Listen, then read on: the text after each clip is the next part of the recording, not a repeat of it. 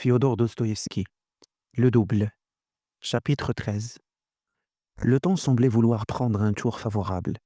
La neige mouillée, qui jusque-là tombait abondamment, devint de plus en plus rare et bientôt s'arrêta complètement.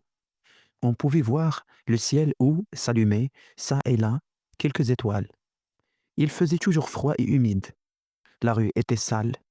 Tout cela accablait M. Goliathkin qui avait déjà peine à respirer. Son pardessus trempé pesait lourdement sur ses épaules et semblait imbiber ses membres d'une tiède humidité. Les jambes de notre héros, déjà assez affaiblies, pliaient sous le poids des vêtements mouillés. Des frissons de fièvre parcouraient son corps, tels des moustiques insatiables et lancinants.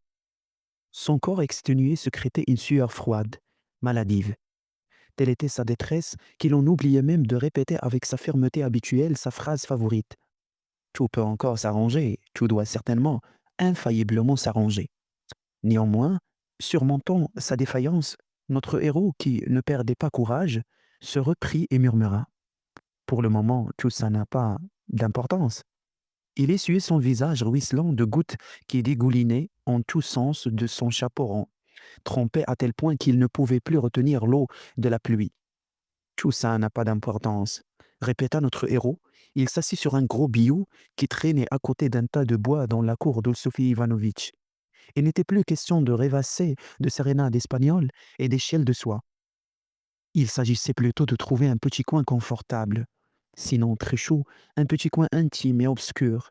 Il était fortement tenté, disons-le en passant, par le petit réduit proche du vestibule de service où jadis, au début de ses aventures, il était resté près de 2 heures entre l'armoire et le vieux paravent, au milieu d'un amoncellement de chiffons, de hardes et de vieilleries.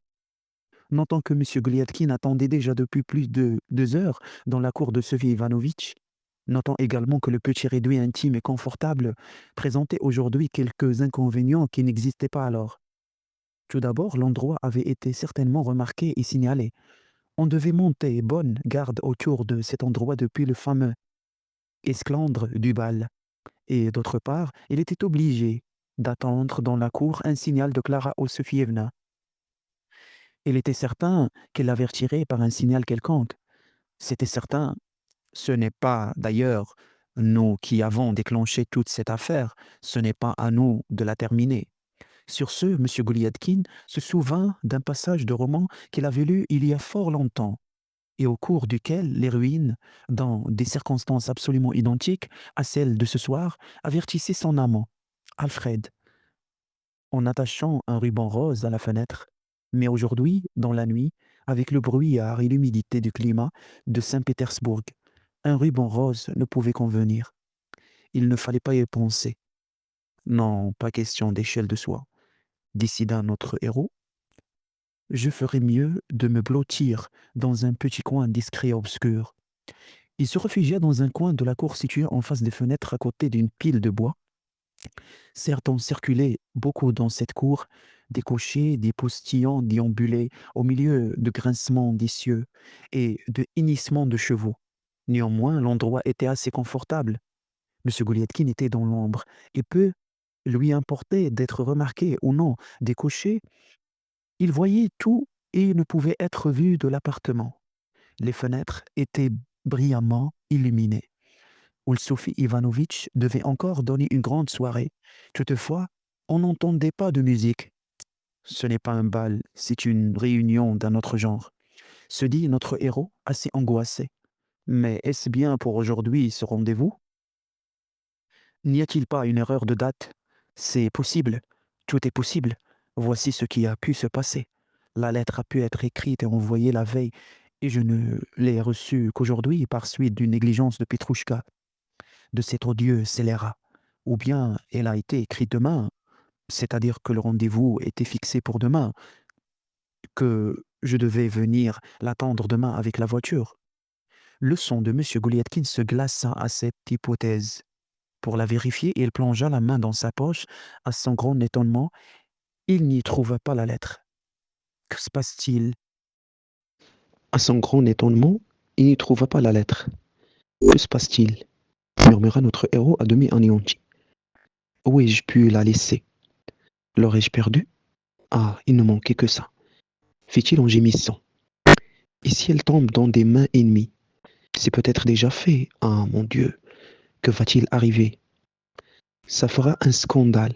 Ah, destin, destin misérable. Il pensa aussitôt à son sosie et se mit à trembler comme une feuille. L'indigné personnage, en lui jetant son pardessus sur la tête, avait peut-être profité de sa confusion pour lui soustraire la lettre dont il avait eu vent par les ennemis de M. Goliathkin. D'autant qu'il a l'habitude d'intercepter, se dit-il, contre preuve, mais à quoi bon les preuves? Après un premier accès de stupeur et d'effroi, le sang afflua violemment à la tête de notre héros. Il poussa un grincement, saisit des mains sa tête brûlante et s'effondra sur le billot. Il sombra dans la méditation sans parvenir à fixer ses pensées. Des visages défilaient devant ses yeux, tantôt vagues, tantôt plus nés, des événements depuis longtemps oubliés.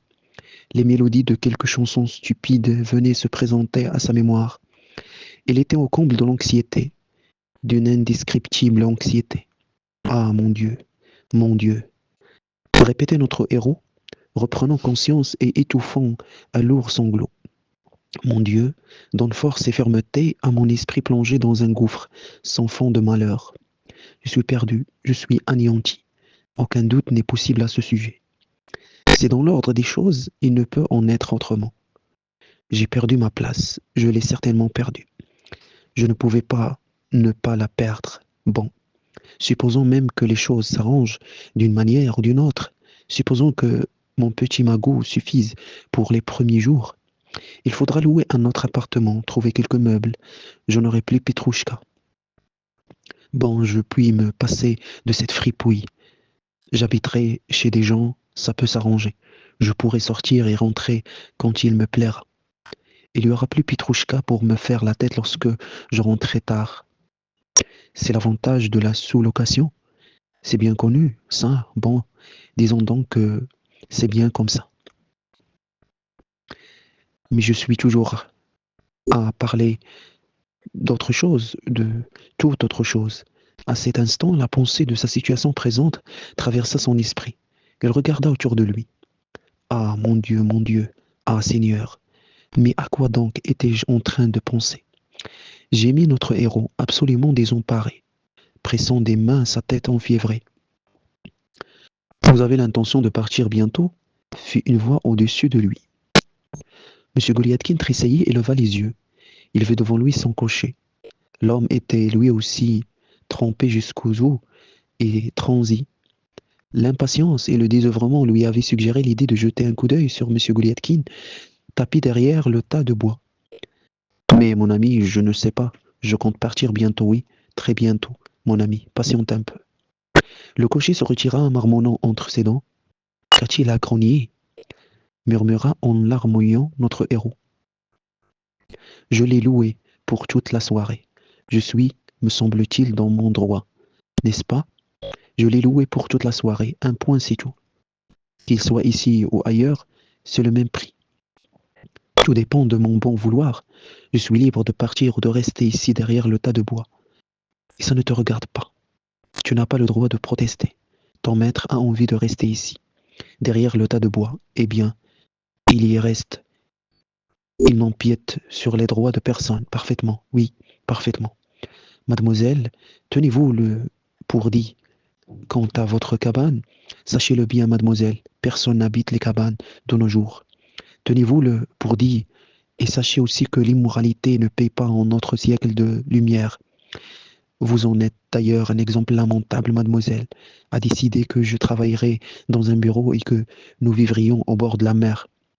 Eh bien, sachez-le bien, mademoiselle, il n'y a pas de bureau au bord de la mer. Et quant à faire de moi un chef, il ne faut pas y penser. Bon, supposons par exemple que je fasse une demande. Je me présente, je dis, voilà, monsieur, nommez-moi chef de bureau et défendez-moi de mes ennemis. Eh bien, mademoiselle, on me répondra ceci. Il y a déjà assez de chefs de bureau comme cela. Et quant à vous, mademoiselle, vous n'êtes plus chez madame Falbala, qui vous donnait des leçons de moralité, leçons dont vous êtes une illustration vivante et lamentable. La moralité consiste à rester à la maison, mademoiselle, à honorer votre père et à ne pas penser trop tôt au mariage. On vous trouvera des fiancés quand il sera temps. Tenez-vous-le pour dit. Il faut évidemment développer certains talents. Il est bon de savoir jouer du piano, connaître le français, apprendre un peu d'histoire et de géographie, d'histoire sainte et d'arithmétique. Ceci est indiscutable. Mais il ne faut guère plus. Ah, il y a encore la question de la cuisine. L'art culinaire doit faire partie de l'éducation de toute jeune fille convenable. Maintenant, revenons à notre projet. Tout d'abord, on ne vous laissera pas partir, ma toute belle demoiselle. Et si vous vous échappez, on vous poursuivra. Après quoi, on vous mettra sous tutelle, on vous enfermera dans un couvent. Et alors, ma chère mademoiselle, que m'ordonneriez-vous de faire? Devrais-je, à l'instar de certains héros de stupides romans, venir tous les jours contempler du haut d'une colline voisine les murs glacés de votre prison? Devrais-je, à cette vue, fondre en larmes et courir, tel un personnage de ces mauvais poètes et romanciers allemands? Est-ce cela que vous voulez, mademoiselle? Permettez-moi de vous faire observer amicalement, tout d'abord, que les histoires de ce genre n'ont plus cours chez nous. Ensuite, que vous et vos parents méritez quelques bonnes raclées pour les romans français que vous avez lus et qu'on vous a donné à lire. Apprenez que les romans français ne vous enseignent rien de bon. On n'y trouve que poison, un poison délétère, mademoiselle. Vous pensez sans doute qu'on peut s'enfuir impunément et se réfugier dans une cabane au bord de la mer. Une fois là, nous nous mettrons à roucouler, à parler sentiments et nous passerons notre vie heureux et comblés. Et avec cela, un petit rejeton, un oiselet, sans doute. Après quoi, on viendra voir votre père, le conseiller d'État Dulsufi Ivanovitch, et on lui dira, voilà mon cher, voilà notre oiselet. Oubliez en cette occasion votre malédiction et bénissez-nous. Non, je vous le répète, mademoiselle, on n'agit pas de la sorte. Quant aux reculades et aux amours, n'y comptez pas. De nos jours, le mari est le maître, mademoiselle. Une femme honnête et bien éduquée doit essayer, par tous les moyens, à lui rendre la vie agréable. En notre siècle de progrès, on ne tient pas aux manifestations de tendresse, mademoiselle. L'époque de Jean-Jacques Rousseau est révolue. De nos jours, il en est autrement. Un mari rentre du travail, supposons qu'il a faim, il dira: ma chère, j'aimerais bien manger un petit morceau pour tromper la faim.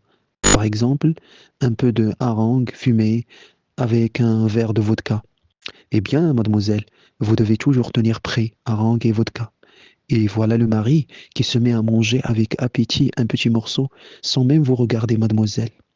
Il se contente de vous dire: va donc à la cuisine, mon petit chat, et veille bien au dîner, mon cher. Il vous embrassera une fois par semaine, et encore sans trop de passion. Ma chère, voilà comment ça se passe aujourd'hui, mademoiselle. Oui, je répète, un petit baiser sans trop de passion. Voilà ce qui vous arrivera, si on veut bien raisonner, si on veut voir les choses comme elles sont. Et que viens-je faire dans cette affaire? Pourquoi me rendez-vous complice de vos fantaisies, mademoiselle? Évidemment, vous prétendez que je suis un homme généreux, dévoué, un homme cher à votre cœur. Mais tout d'abord, mademoiselle, sachez que je ne suis pas fait pour vous. Je ne suis pas un maître dans l'art du compliment. Vous le savez bien, vous-même, je déteste les petites futilités parfumées qu'on débite aux dames. Je ne suis pas bon pour jouer les amants langoureux. Et d'ailleurs, mon physique ne s'y prête pas. Vous ne trouverez en nous ni vanité, ni prétention, ni hypocrisie, mademoiselle. Nous vous l'avouons en toute sincérité. Oui, voilà comment nous sommes. Nous avons un caractère droit et loyal et un esprit sain. Les intrigues ne nous intéressent pas. Je ne suis pas un intrigant et j'en suis fier. Voilà. Je ne porte pas de masque quand je suis au milieu de gens honnêtes. Et pour tout vous dire. Subitement, M. Goliathkin tressaillit. La barbe rousse, complètement trempée du cocher, apparut à nouveau au-dessus du tas de bois. Je viens tout de suite, mon ami, j'arrive, mon ami. Oui, j'arrive tout de suite. Bredouillon notre héros. Le cocher se gratta la nuque, promenant sa main sur sa barbe, fit un pas en avant, puis s'arrêta et fixa un regard plein de méfiance sur M. Goliathkin. Je viens, mon ami. Vois-tu, mon ami? Je dois attendre encore un peu. Juste une seconde, mon brave. Comprends-tu, mon ami? N'avez-vous pas l'intention de partir d'ici? Fit enfin le cocher en s'approchant résolument de notre héros.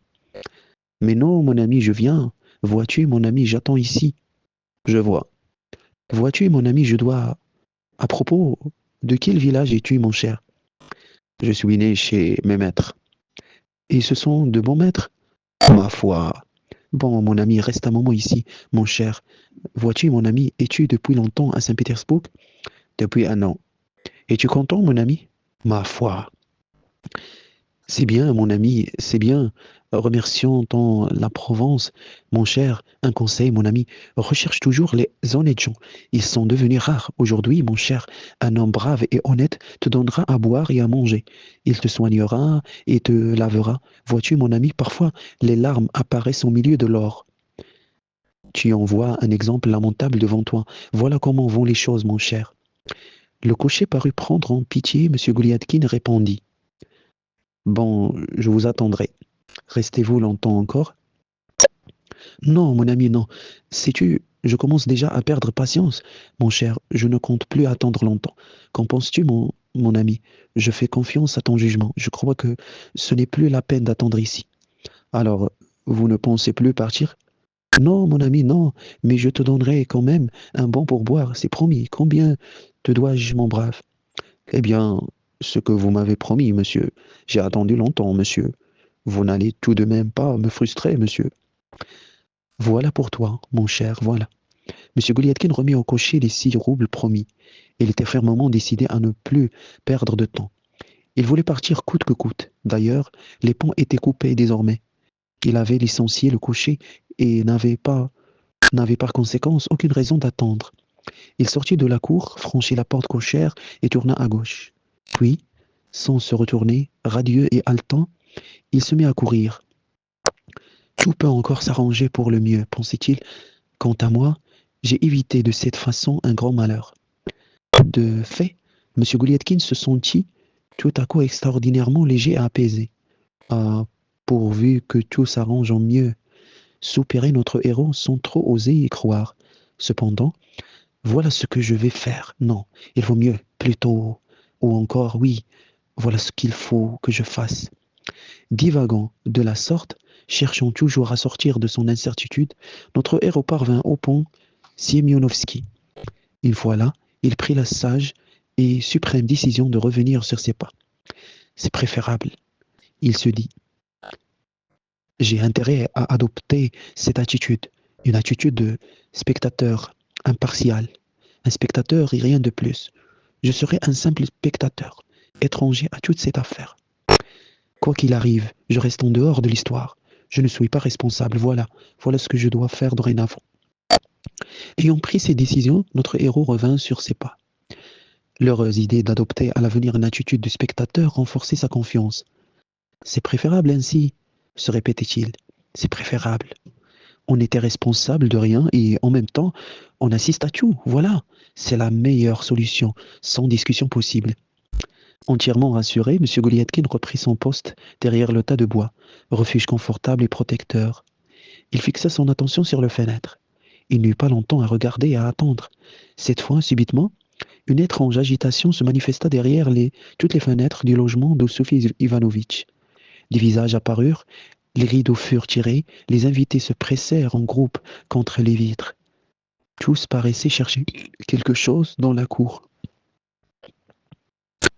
Protégé par son tas de bois, notre héros se mit, de son côté, à suivre avec attention et curiosité les mouvements des gens.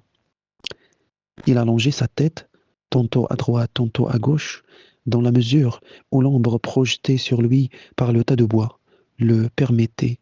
Soudain son sang se glaça. Il frissonnait et faillit tomber d'effroi. À la renverse, il eut subitement l'absolue intuition qu'on cherchait non pas n'importe qui ou n'importe quoi, mais qu'on le cherchait lui, M. Goliathkin. Tous les regards étaient tournés vers lui. Fuir était impossible, on l'aurait repéré. Glacé d'épouvante, il se recroquevilla, se serra contre les bûches et se rendit compte au même moment que l'ombre perfide le trahissait. Ne protégeait plus tout son corps. Avec quelle joie notre héros n'eût-il point accepté en cet instant de se métamorphoser en souris pour s'infiltrer dans le plus petit interstice, pour pouvoir se glisser entre les bûches et y rester bien paisiblement.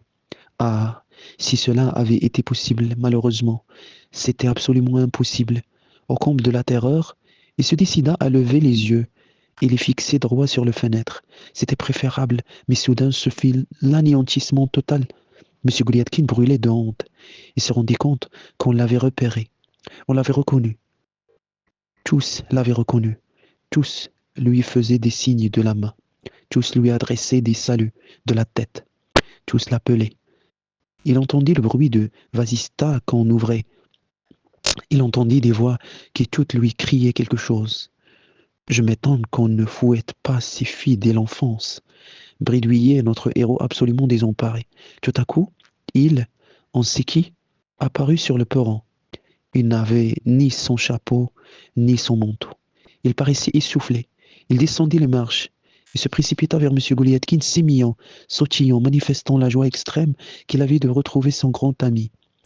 Yakov Petrovitch gazouillait ce personnage bien inutile. Yakov Petrovitch, vous ici?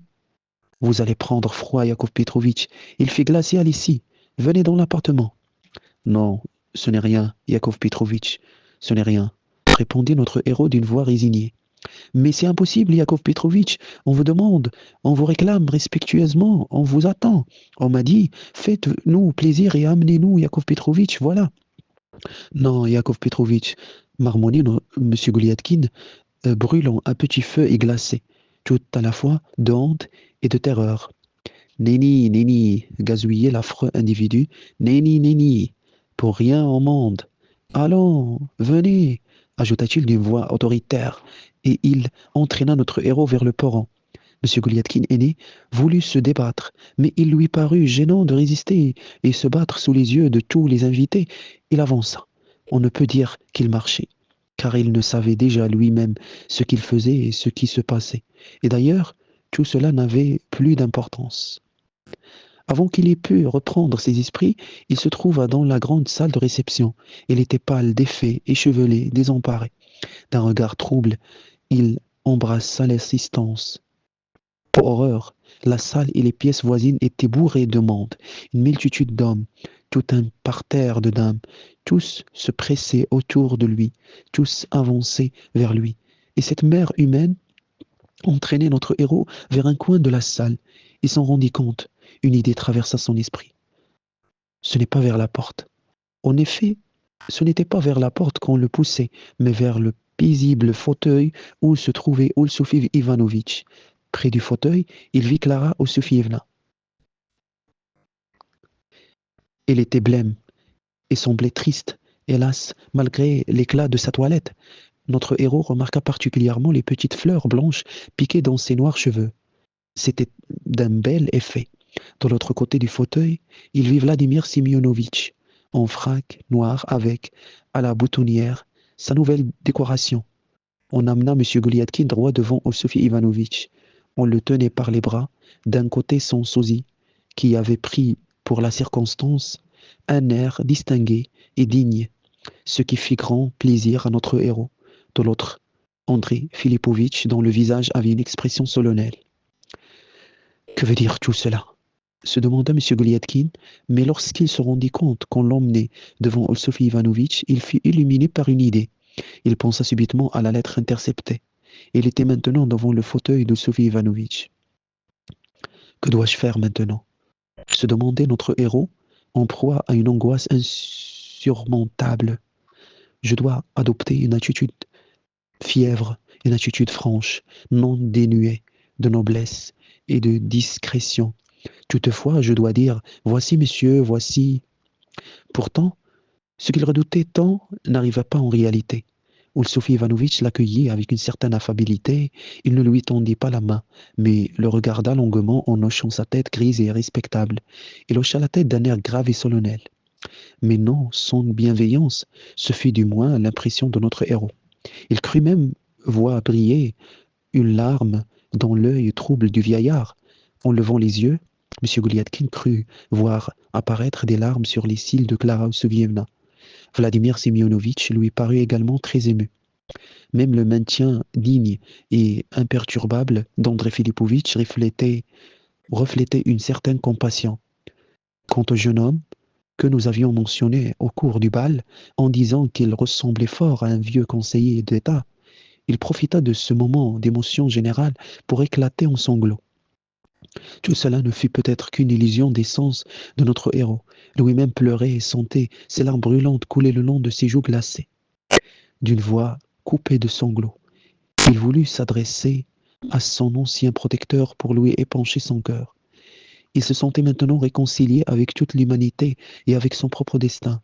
Il se sentait rempli d'amour, non seulement pour le digne vieillard, mais aussi pour tous ses invités et même pour le malfaisant sosie, qui, en cet instant, ne lui paraissait être ni malfaisant ni sosie, mais un homme normal et fort aimable. M. Goliatkin voulut parler à Ossofie Ivanovitch, mais le trop-plein de son âme l'en empêcha. Il ne put prononcer un mot et se contenta de poser sa main sur le cœur dans un geste large et démonstratif. André Filipovitch, afin d'éviter au sensible vieillard des émotions trop fortes, entraîna notre héros dans un coin de la salle et l'y abandonna, lui laissant toutefois une liberté absolue. Tout en souriant et marmonnant entre ses dents, notre héros se mit à se frayer un chemin à travers la foule compacte. Il était décontenancé par les événements, mais se sentait entièrement réconcilié avec les hommes et sa destinée. Il avançait, les gens se rangeaient sur son passage et le regardaient avec une étrange curiosité et un air de compassion énigmatique. Notre héros parvint à une pièce voisine, il y fut accueilli avec la même sollicitude. Il se rendait vaguement compte qu'une file nombreuse se pressait sur ses pas. Il sentait que les gens surveillaient chacun de ses gestes et les entendait discuter en sourdine de quelque chose de très important. Il les voyait parler, hocher la tête, chuchoter, se contredire, se disputer âprement. Il aurait voulu savoir de quoi ils discutaient, pourquoi ils chuchotaient et se disputaient. Il se retourna et vit son sosie à ses côtés. Il éprouva aussitôt un besoin insurmontable de saisir la main de cet homme et de l'entraîner à l'écart. Là, il le suppliait de l'aider dans toutes les circonstances futures et de ne point l'abandonner en un moment aussi critique. M. Goliatkin, jeune, secoua sa tête avec gravité et serra fortement la main de notre héros, qui sentit battre violemment son cœur oppressé par un trop-plein d'émotions. Il suffoquait, il se sentait écrasé de toutes parts, il avait peine à supporter tous ces regards qui le perçaient, le dévoraient, l'anéantissaient. M. Goliatkin aperçut en passant le conseiller qui portait perruque. Le conseiller le fixait d'un regard sévère, scrutateur, qui ne s'accordait point à la sympathie de tous. M. Goliatkin voulait aller à lui, sourire, s'expliquer d'un mot avec lui, mais il ne put. Pour un moment, il oublia la réalité, perdit la mémoire et le sentiment. Lorsqu'il revint à lui, il constata qu'il circulait au milieu d'un large cercle de convives. Tout à coup, on appela de la pièce voisine: Monsieur Goliatkin. Ce fut un cri soudain qui passa sur les groupes. Tout le monde s'agita bruyamment. On se hâta vers les portes du premier salon. On y porta presque M. Goliatkin. Le conseiller, à la perruque et au cœur impitoyable, se trouva à côté de M. Goliatkin. Le conseiller lui prit la main, le fit asseoir à ses côtés, en face, mais à distance respectueuse du fauteuil de Sophie Ivanovitch. Les convives fermèrent un cercle à plusieurs rangs et s'assirent autour de M. Goliatkin et de Sophie Ivanovitch. Ils se turent et s'apaisèrent. Le silence était grave. On regardait Sophie Ivanovitch. On semblait attendre un événement extraordinaire.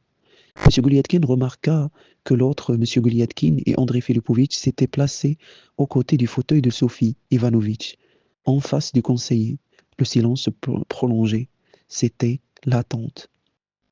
C'est ainsi dans les familles, quand un parent doit partir pour un lointain voyage. Il n'y aurait plus maintenant qu'à se lever et à prier, pensa notre héros. Ses réflexions furent interrompues par l'agitation soudaine des invités, mais personne ne semblait surpris. Il arrive, disait-on. Qui donc arrive? Se demandait M. Goliatkin qui tressaillait d'une sensation bizarre. Il est temps, fit le conseiller à perruque en regardant avec attention André Filipovitch. De son côté, Ce dernier leva les yeux sur Oussouf Ivanovitch. Le digne vieillard hocha solennellement la tête en signe d'approbation. « Levez-vous, dit le conseiller en soulevant M. Goliathkin. Tout le monde se leva. Le conseiller prit M. Goliathkin aîné par la main. André Filipovitch fit de même avec M. Goliathkin, jeune. Les deux fonctionnaires amenèrent solennellement face à face les deux jumeaux, au milieu de la foule attentive et anxieuse. Notre héros promena son regard étonné autour de lui. Mais aussitôt, on le rappela à l'ordre, en lui montrant son sosie qui lui tendait la main. On veut nous réconcilier, se dit notre héros et tendit à son tour sa main avec attendrissement. Après la main, il tendit sa tête. Son sosie en fit de même. Il sembla à notre héros que son perfide ami lui souriait, tout en clignant insolemment des yeux à la dérobée vers les spectateurs qui les entouraient. Oui, il crut voir une expression de mauvais augure sur le visage infâme de l'imposteur, une grimace que le traître faisait au moment même où il allait donner son baiser de Judas. M. Goliathkin entendit des cloches résonner dans sa tête. Ses yeux se brouillèrent. Il lui sembla qu'une multitude, une file interminable de Goliathkines, tous absolument semblables, faisaient au même instant irruption dans la salle, en enfonçant les portes. Mais il était trop tard. Déjà retentissait le baiser sonore et perfide. Ici prend place un événement absolument inattendu. Les deux battants de la porte d'entrée s'ouvrirent avec fracas. Un homme, dont la vue seule glaça d'effroi notre héros, parut sur le seuil. Les pieds de M. Goliathkin s'enracinèrent au plancher. Un cri d'épouvante s'étrangela dans sa gorge oppressée. Disons toutefois que M. Goliathkin avait prévu tout cela depuis longtemps. Il avait déjà pressenti cette sensation, cette situation. Le nouvel arrivant s'avança grave et solennel. Notre héros connaissait bien ce visage. Il l'avait vu très souvent, pas plus tard qu'aujourd'hui même. L'homme était de haute taille et de forte corpulence. Il portait un habit noir. Son cou s'ornait d'une croix de respectable dimension. Il ne lui manquait d'un cigare aux lèvres pour que la ressemblance fut parfaite. Son regard, comme nous l'avons déjà dit, glaça d'effroi M. Goliathkin. Grave et majestueux, il s'approcha du misérable héros de notre roman. M. Goliathkin lui tendit la main, l'homme prit la main et entraîna le malheureux à sa suite. Désemparé, le visage décomposé, notre héros regarda autour de lui. C'est Christian Ivanovitch Rutenspitz. C'est le docteur en médecine et en chirurgie. C'est votre vieil ami, Yakov Petrovitch. Gazouilla une voix odieuse à l'oreille de notre héros. Ce dernier se retourna. L'homme qui venait de lui parler n'était autre que l'infâme sosie à l'âme détestable et perfide. Son visage rayonnait de joie, d'une joie cruelle et de mauvais augure. Il se frottait les mains avec allégresse, tournait joyeusement la tête en tous sens, allait de l'un à l'autre, ravi et triomphant. Il était prêt à danser d'enthousiasme. Soudain, il bondit en avant, arracha une bougie de la main d'un domestique et s'avança, éclairant Christian Ivanovitch et M. Goliathkin qui le suivirent. Notre héros entendit distinctement tous les spectateurs et se ruaient à leur suite. Ils se pressaient, s'écrasaient et répétaient tous en chœur les paroles de l'imposteur. Ne craignez rien, ce n'est rien, Yakov Petrovitch, ce n'est que votre vieil ami, votre vieille connaissance, Christian Ivanovitch Rutenspitz. Ils sortirent dans le vestibule, puis dans l'escalier brillamment éclairé. Une foule nombreuse se pressait dans l'escalier. La porte d'entrée s'ouvrit brillamment. M. Goliathkin se trouva sur le perron, toujours en compagnie du médecin. Dans la cour stationnait une voiture attelée de 4 chevaux, qui piaffait d'impatience en 3 bancs. L'odieux imposteur se trouva devant la voiture et tira la portière. D'un geste persuasif, Christian Ivanovitch engagea notre héros à monter. En vérité, il n'était guère utile de persuader M. Goliathkin. Il y avait suffisamment de monde pour le faire monter. Délirant de terreur, M. Goliathkin se retourna. L'escalier illuminé était bourré de monde. Des yeux pleins de curiosité le fixaient de toutes parts. Sur le palier du premier étage, Oussouf Ivanovitch, en personne, présidait à la cérémonie. Il se tenait sur son siège d'infirme et contemplait la scène avec attention et compassion. Tout le monde attendait. Lorsque notre héros se retourna, un murmure d'impatience parcourut la foule. J'espère qu'il n'y a en tout ceci rien de blâmable, rien qui puisse susciter la sévérité et attirer sur moi l'attention générale en ce qui concerne ma vie publique, murmura notre héros complètement désemparé. Un tumulte de voix s'éleva autour de lui. Des gens hochaient la tête en signe de dénégation. Des larmes jaillirent des yeux de M. Goliathki. En ce cas, je suis d'accord, je confie entièrement mon sort à Christian Ivanovitch.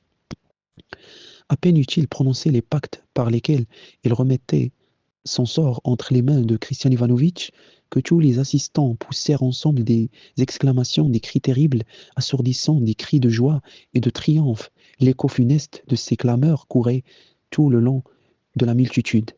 Christian Ivanovitch et André Filipovitch prirent M. Goliathkin chacun par un bras et se mirent à le hisser dans la voiture. Suivant sa lâche habitude, son sosie le poussait par derrière. Pour la dernière fois, l'infortuné M. Goliathkin se retourna et parcourut du regard l'assistance.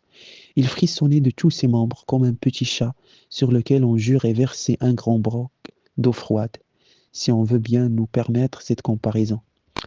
Il monta dans la voiture. Christian Ivanovitch lui suivit aussitôt. On ferma la portière. On entendit le bruit du fouet sur les flancs des chevaux qui démarrèrent en traînant l'équipage. Tout le monde se précipita derrière la voiture.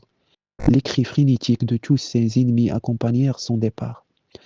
Pendant quelques instants encore, il parvint à distinguer quelques visages autour des portières de la voiture qui l'emportait.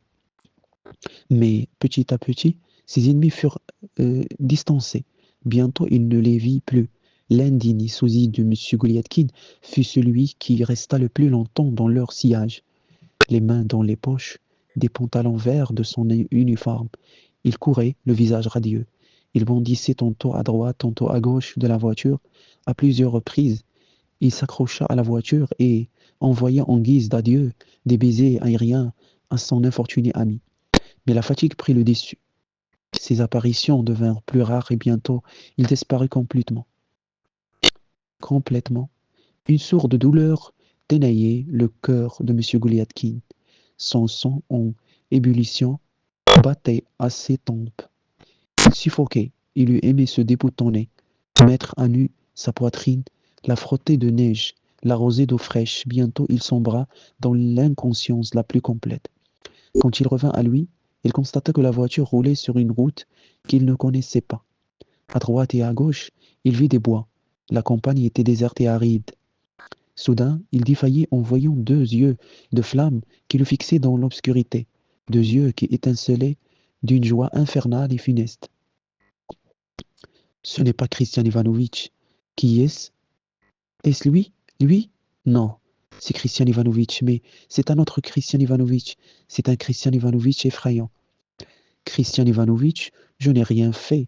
Il me semble, Christian Ivanovitch, commença notre héros d'une voix timide et chevrotante, cherchant à adoucir par sa docilité et son humilité le cœur du terrible médecin. Vous aurez droit à un logement gratuit avec chauffage, éclairage et service, ce que vous ne méritez pas, fit Christian Ivanovitch.